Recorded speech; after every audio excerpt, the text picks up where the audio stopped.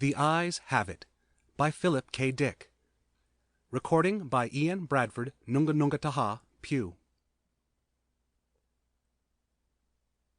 It was quite by accident I discovered this incredible invasion of Earth by life forms from another planet.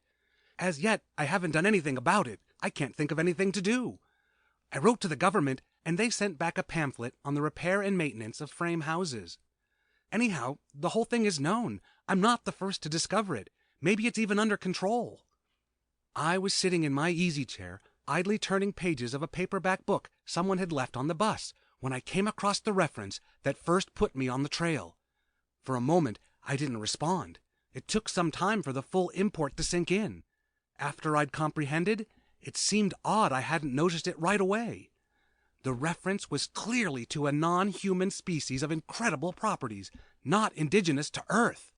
A species, I hasten to point out, customarily masquerading as ordinary human beings.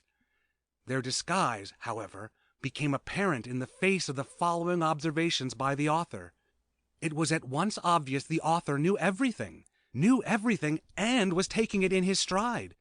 The line, and I tremble remembering it even now, read, "His eyes slowly roved about the room." Vague chills assailed me. I tried to picture the eyes. Did they roll like dimes? The passage indicated not. They seemed to move through the air, not over the surface. Rather rapidly, apparently. No one in the story was surprised. That's what tipped me off. No sign of amazement at such an outrageous thing. Later, the matter was amplified. His eyes moved from person to person. There it was in a nutshell.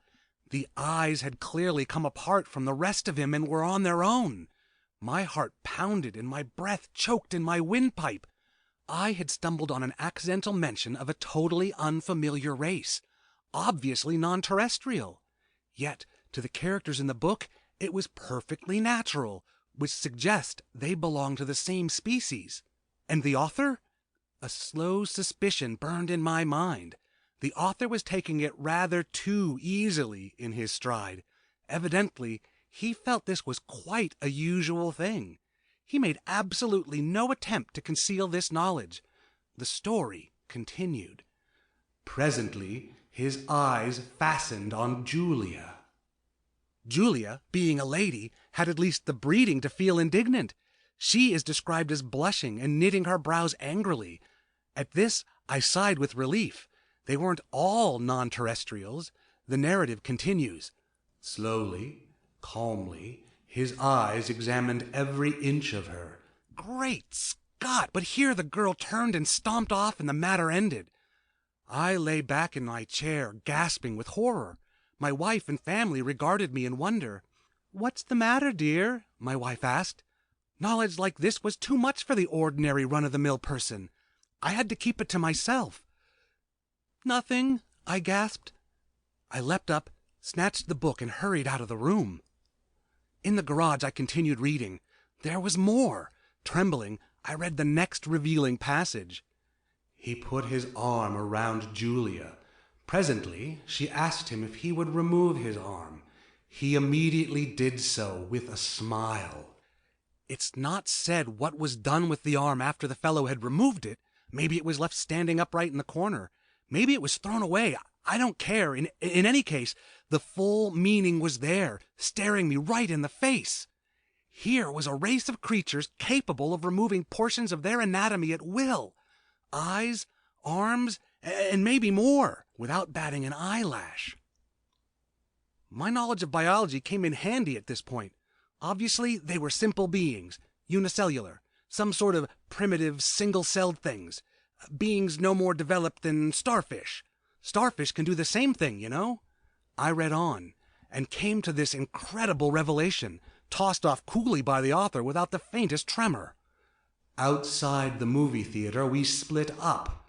Part of us went inside, part over to the cafe for dinner. Binary fission, obviously, splitting in half and forming two entities. Probably each lower half went to the cafe, it being farther, and the upper halves to the movies. I read on, hands shaking. I had really stumbled onto something here. My mind reeled as I made out this passage. "I'm afraid there's no doubt about it. Poor Bibney had lost his head again," which was followed by, "and Bob says he has utterly no guts." Yet Bibney got around as well as the next person. The next person, however, was just as strange. He was described as totally lacking in brains. There was no doubt of the thing in the next passage. Julia, whom I had thought to be the one normal person, reveals herself as also being an alien life form similar to the rest. Quite deliberately, Julia had given her heart to the young man. It didn't relate what the final disposition of the organ was, but I really didn't care. It was evident Julia had gone right on living in her usual manner, like all the others in the book. Without her heart, arms, eyes, brains, viscera divided up into two when the occasion demanded, without a qualm. Thereupon she gave him her hand. I sickened. The rascal now had her hand as well as her heart. I shudder to think what he's done with them by this time. He took her arm. Not content to wait, he had to start dismantling her on his own. Flushing crimson, I slammed the book shut and leaped to my feet, but not in time to escape one last reference to those carefree bits of anatomy whose travels had originally thrown me on the track. Her eyes followed him all the way down the road and across the meadow.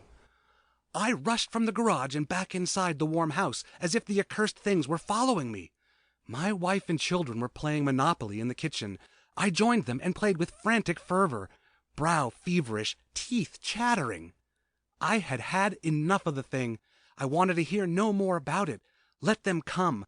Let them invade Earth. I don't want to get mixed up in it. I had absolutely no stomach for it. End of The Eyes Have It by Philip K. Dick.